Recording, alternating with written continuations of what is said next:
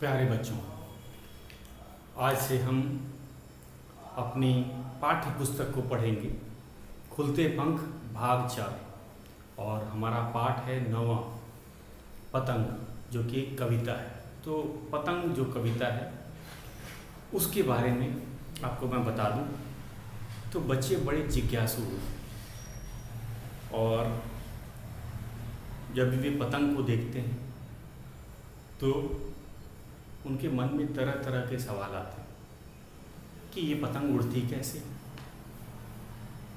और इसमें जान तो होती नहीं क्योंकि उन्होंने उसको देखा होता है। एक हल्के से कागज़ से बनी होती है, उसमें बांस की कुछ तीलियां लगी होती हैं और एक धागे से उड़ती है। ये बच्चों को पता है, लेकिन वे जब उड़ती है तो सचमुच आकर्षित करती है। सबका ध्यान पतंग पे चला जाता है और वे जानने की इच्छा करते हैं। उनकी कल्पना होती है कि ये कितनी सुंदर क्यों लग रही, क्या इसमें जान आ गई है, ये इतनी आसानी से कैसे हवा में उड़ लेती है। कभी वह मछली की तरह, जैसे मछली पानी में उड़ती है, और पतंग क्या है, पूरे आसमान में उड़ने लगती है इधर से उधर। और सबको पता है कि ये निर्जीव है, इसमें जान होती नहीं, तो फिर ये कैसे ये कर लेती। और सुंदर तो होती ही, अलग अलग रंगों में मिलती है। तो पतंग के बारे में बताया गया है और बच्चे पतंग को देखकर बड़े आकर्षित हो जाते हैं, उनको जानने की इच्छा होती है। आपने देखा होगा, आपने खुद अनुभव किया होगा कि बच्चे पतंग के लिए कभी कभी अपनी पढ़ाई तक छोड़ देते हैं और उसके पीछे घंटों आसमान में उसको उड़ते हुए देखते हैं। तो इसी के बारे में हम आज विस्तार से पढ़ते हैं। तो इसमें कवि जो है पतंग के बारे में बता रहा है। तितली से लेकर पर उधार, मुर्गे की कलगी सिर सवार।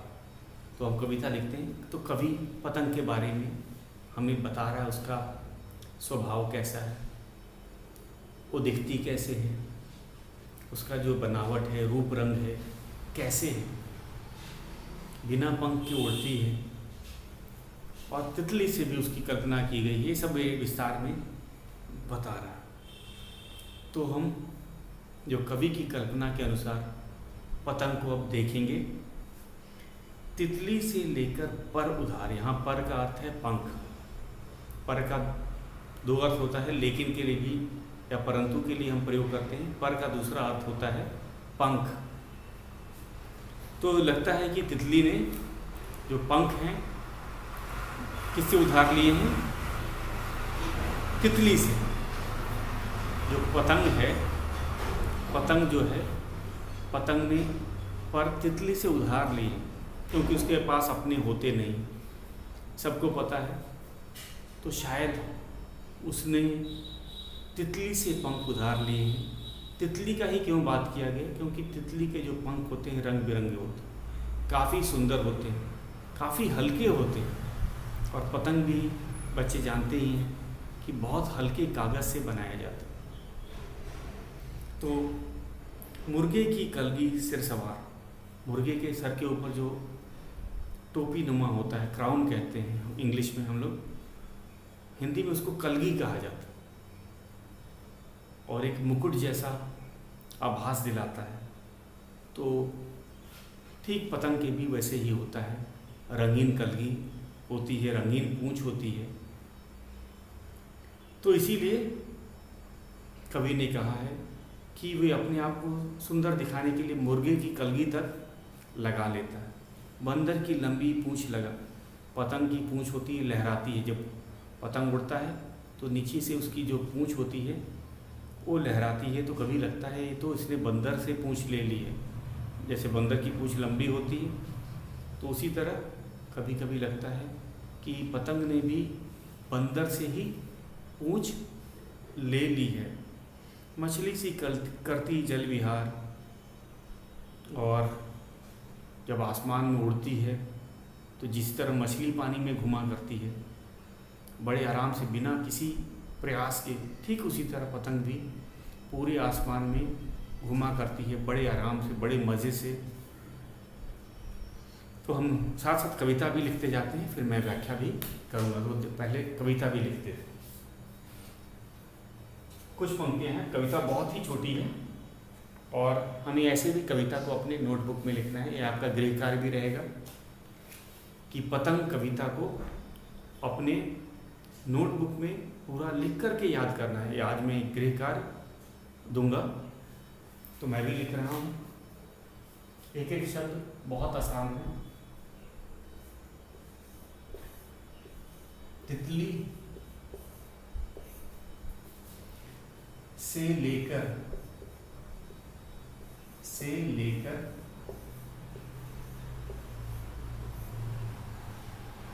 पर उदाहरण,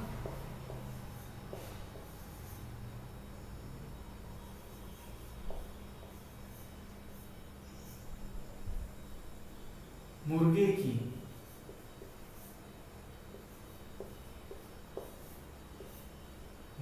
की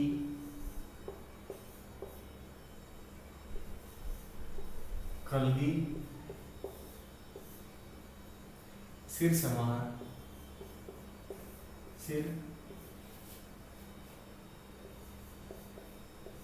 संवार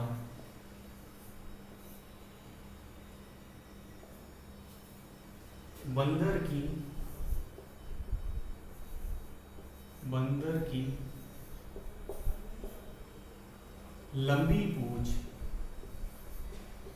लंबी लगा पूंछ,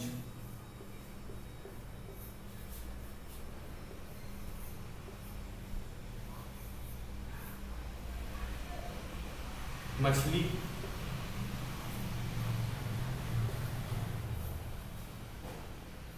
सी करती जल विहार,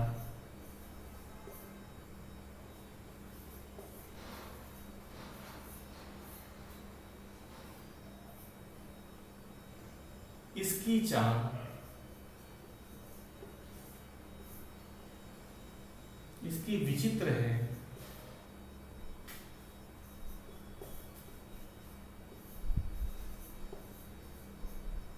चाल ढाल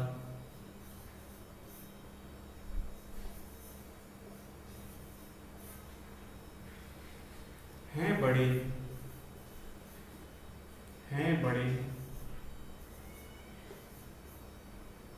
निराले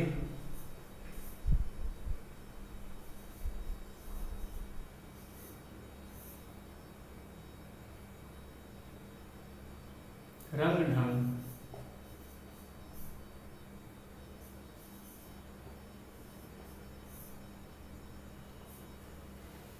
उड़ चली गगन छूने पतंग, उड़ चली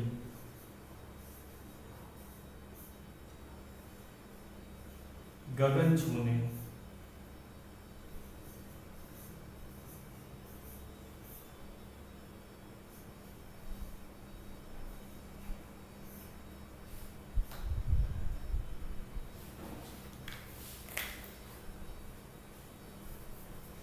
तो ये था हमारी कविता का कुछ।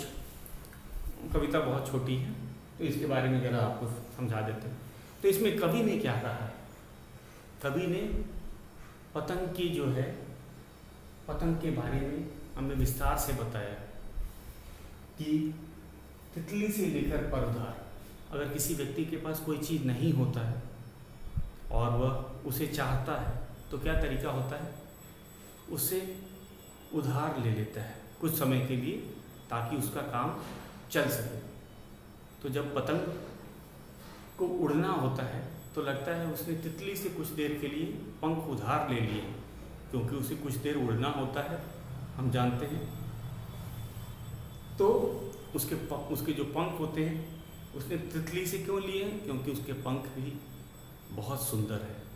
जिस तरह तितली के जो पंख होते हैं रंग बिरंगे होते हैं, सुंदर होते हैं, हल्के होते हैं, इसीलिए वो पतंग भी तितली से पर का यहाँ पे अर्थ होता है पंख। मुर्गे की कलगी सिर संवारना, जब आदमी सजना चाहता है, अच्छा लगना चाहता है अपने आप को, जैसे बच्चे क्या करते हैं, कंघी करते हैं, तो उसी तरह सर कैसे अच्छा लगेगा अगर आपने प्रॉपरली कंघी कर रखे हैं। तो जो तितली है उसको अपना सर सजाने के लिए मुर्गे की कलगी, जो सर पे लाल सा मुकुट जैसा होता है मुर्गे के, आपने देखा होगा, वह मुर्गे से कलगी भी ले लेता है अपने आप को सुंदर दिखने के लिए। बंदर की लंबी लगा पूंछ, पतंग की लंबी सी पूंछ होती है, आपने देखा है उड़ते समय वे लहराती है। जैसे जैसे पतंग ऊपर उड़ती जाती है ठीक उसी तरह पूंछ भी हवा में लहराती रहती है। तो ये था हमारा बंदर के पूंछ के बारे में बताने। उसके बाद है मछली सी करती जल विहार। और जब एक पतंग उड़ रही होती है तो एक मछली की तरह, जैसे मछली बिना प्रयास के पानी में तैरती है, ठीक उसी तरह पतंग भी आसमान में बिना किसी प्रयास के बड़े प्यार से आराम से उड़ती है। इसकी विचित्र है चाल ढाल, ये इसकी पूंछ भी लगी है, इसकी चाल भी अलग अलग होती है, कभी हवा में लहराती है, कभी एक जगह रुक जाती है। विचित्र का मतलब होता है अजीब सा। अजीब सा क्यों कहा है कि कभी आपने पतंग को ऊपर एक जगह रुक करके उड़ते हुए भी देखा हो, कभी वो लहराती है। तो इसकी चाल ढाल है, एक तरह से कहा जाए बाकी सभी जीवों से अलग है। हैं बड़े निराले रंग ढंग, उड़ चली गगन छूने पतंग। तो जो पतंग है वो काफ़ी, उसका चाल, उसका रंग ढंग बाकी सभी जीवों से अलग है। क्यों? क्योंकि लगता है उसने अपनी खूबसूरती बढ़ाने के लिए, अपनी ज़रूरतों के लिए अलग अलग जीवों से अलग अलग चीज़ें उधार ली। अगर ध्यान से देखा जाए तो पंख तितली से लिए हैं, क्योंकि तितली के पंख सुंदर होते हैं, हल्के होते हैं और उड़ने में मदद करेंगे। मुर्गे से पतंग की जो कलगी होती है वो लाल रंग की होती है। आपके इसमें भी दे रखा है पाठ्य पुस्तक में, जो पतंग बनी है उसके सर पे लाल रंग की कलगी है, मुकुट जैसा लग रहा है, जैसे कि कोई राजा महाराजा मुकुट धारण करते हैं, बड़ा व्यक्ति नहीं मुकुट धारण करता है, वैसे ही लगता है। और पूंछ बंदर से ली है, क्योंकि बंदर की पूंछ लंबी होती है, पतली सी होती है और लंबी होती है। तो पतंग ने अपनी पूंछ के लिए बंदर के ही पूंछ ली है। और उसका जो घूमने का तरीका है, जल विहार, जैसे कि पानी में कोई विचरण करता है, उसका जो चाल है वो मछली की तरह, लेकिन वो पानी में ना उड़ करके आसमान में उड़ती है। और मछली की पूंछ जैसे लहराती है, ठीक उसी तरह पतंग भी अपनी पूंछ को लहराते हुए चलती है। आगे चलते हैं। इसकी विचित्र है चाल ढाल। अब अलग अलग जीवों से चीज ली गए, उसके है पंख, तो उसकी चाल ढाल में भी काफ़ी बदलाव आ गया है। अब किसी एक जीव की तरह तो चलेगी नहीं, उसमें अलग अलग जीवों की चीज़ें लगी हुई हैं। तितली के पंख लगे हुए हैं, मुर्गे की कलगी लगी हुई है, बंदर की पूंछ, मछली की चाल, तो ये सारी चीज़ अलग अलग जीवों से है। तो उनकी जो चाल ढाल भी है वो विचित्र हो जाती है। विचित्र मतलब अजीब सी, अनूठी सी, नई सी, जो जल्दी देखने को ना मिले, जो जल्दी देखने को ना मिले। और आखिरी में उसका क्या प्रयास है, चली गगन छूले पतंग। ये सारी चीज़ें लेकर उसकी एक ही इच्छा होती है कि चलो जहाँ तक गगन है, आसमान है, उसके उस छोर तक चला जाए, अंतिम छोर तक चला जाए। इतना जोश होता है पतंग में, कितनी हल्की होती है, केवल हल्के से कागज़ से बनी होती है, कुछ तीलियाँ उसमें लगी होती है, लेकिन उसका जोश देखो, वो आसमान से टक्कर लेने या आसमान से के उस छोर तक जाना चाहती है। जहाँ तक आसमान है, तो उसका हिम्मत भी बहुत ही ज़्यादा है, सुंदरता भी बहुत है। उसने अपनी सुंदरता के लिए लगभग हर जीव से कुछ न कुछ ले रखा है। अब चलते हैं अगले पे। ये हमने लिख लिया है, आपको बता दिया।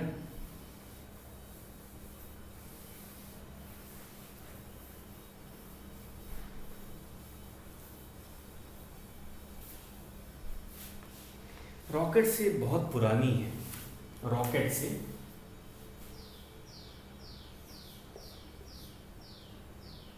रॉकेट रॉकेट से बहुत पुरानी है।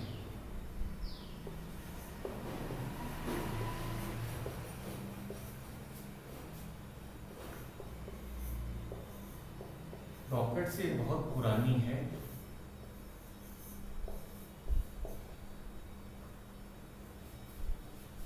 यह नील गगन की रानी है। यह नील गगन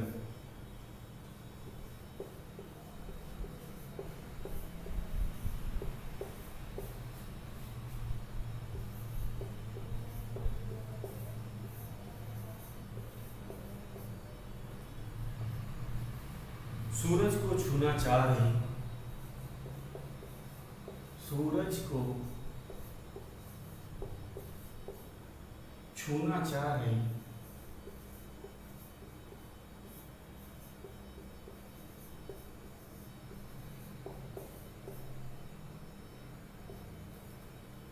हिम्मत वाली सैलानी है।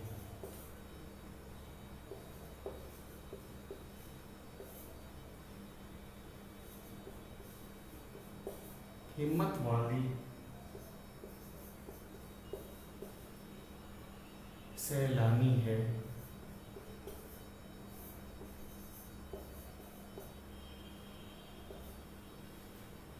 इसके मन में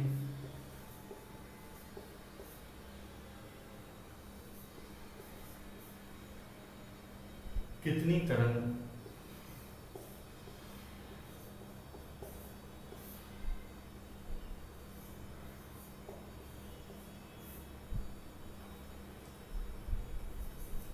इसके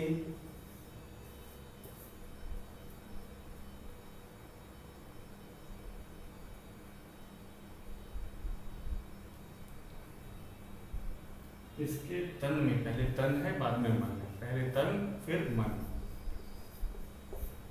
इसके मन में कितनी उमंग, तरंग फिर उमंग।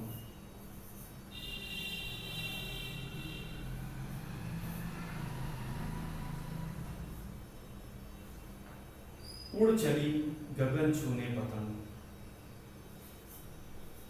उड़ चली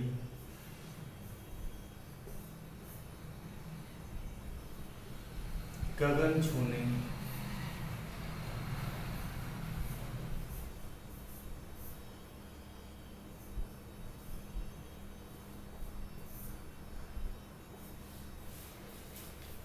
तो इसमें अब है रॉकेट से बहुत पुरानी है।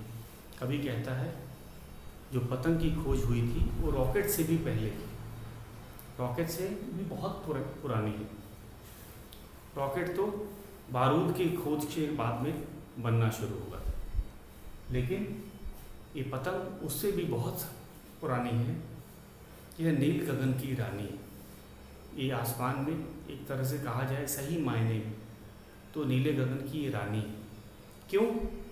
क्योंकि इसकी सुंदरता बहुत है, ये बहुत अधिक सुंदर है, और जिस शान से उड़ती है, जिस हिम्मत से उड़ती है, केवल यह कोई रानी ही ऐसा काम कर सकती है। सूरज को छूना चाह रहे, इसकी क्या इच्छा है?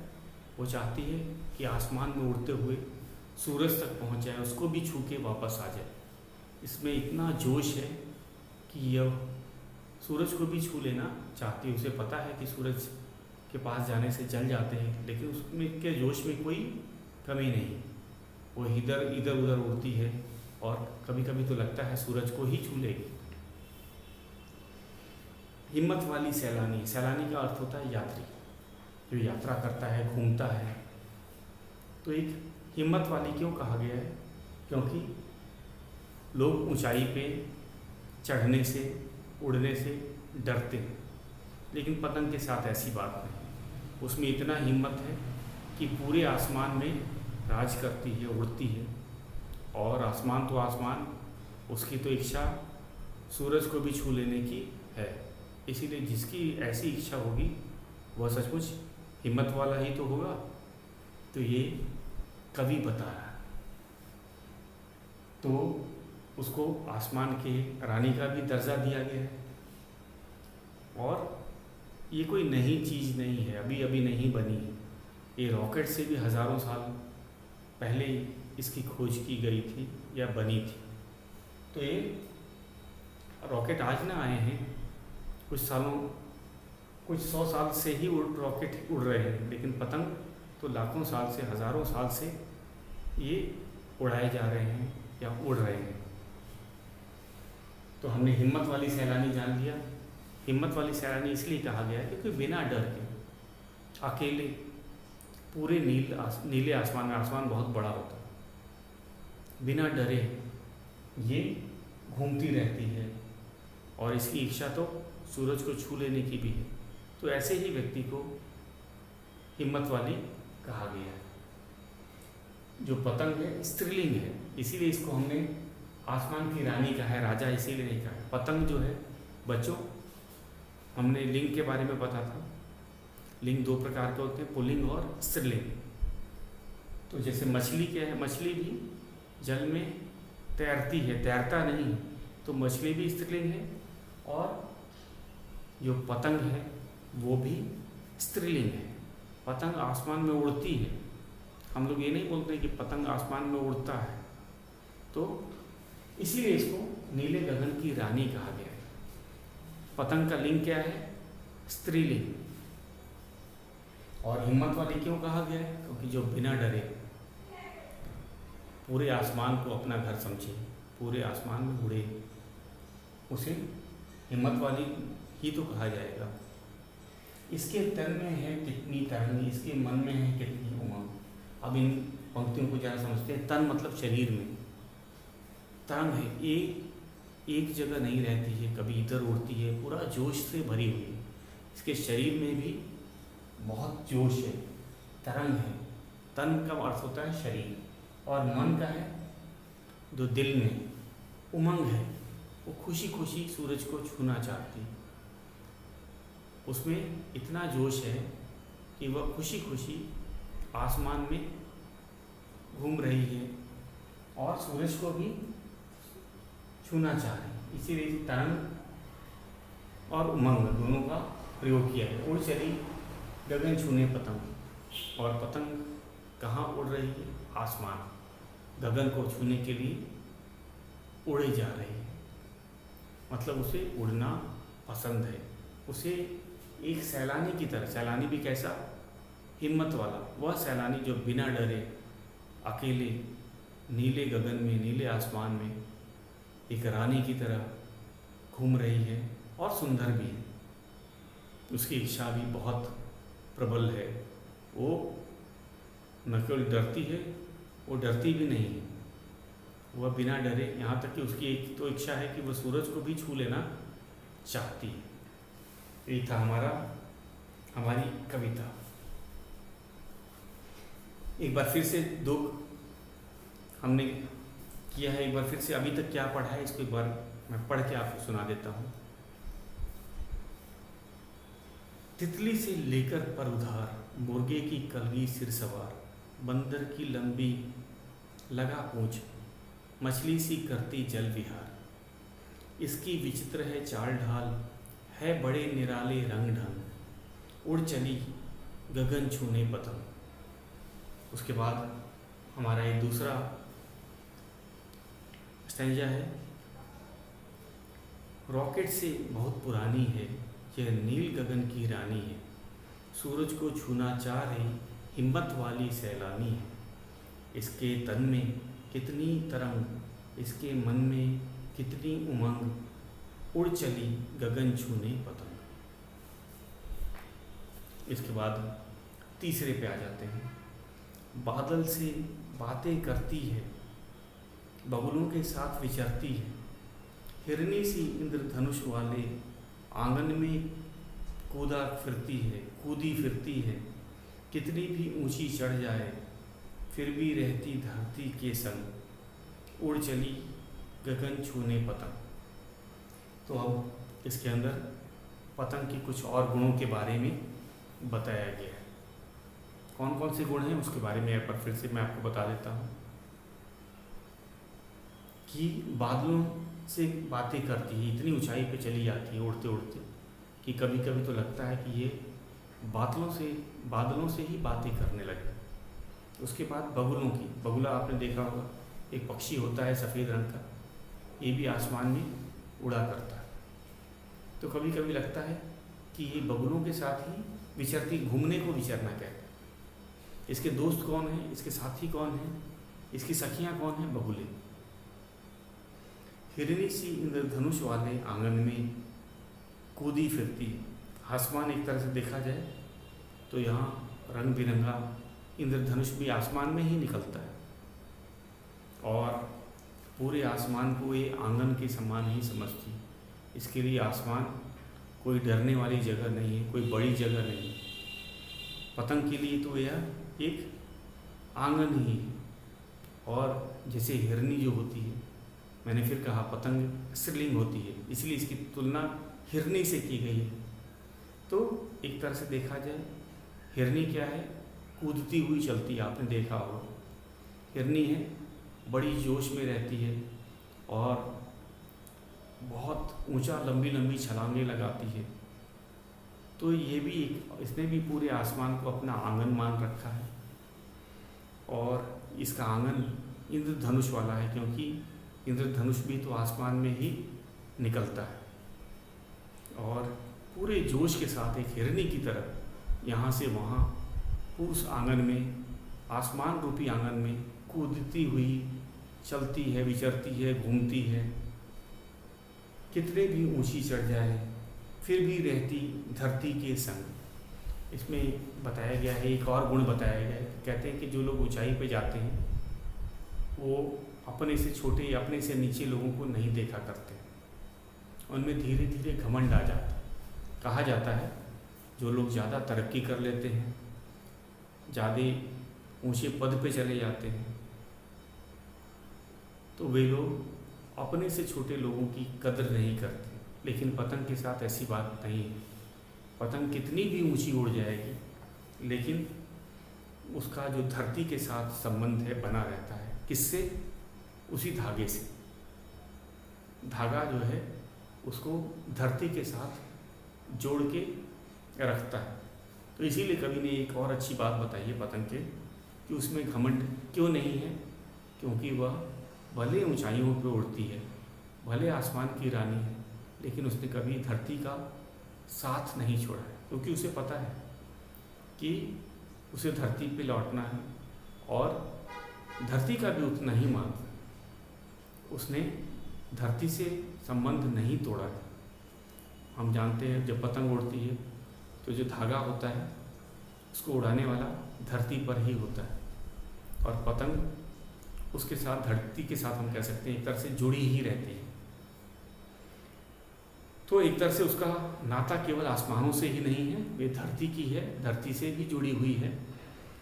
उड़ चली गगन छूने पतंग, तो एक पतंग के बारे में कवि ने कहा है।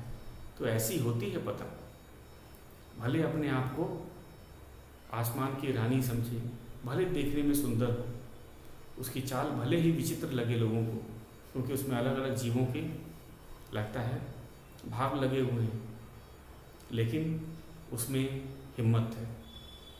वे एक हिम्मत वाली सैलानी की तरह रहती है और वो घमंडी भी नहीं। क्यों?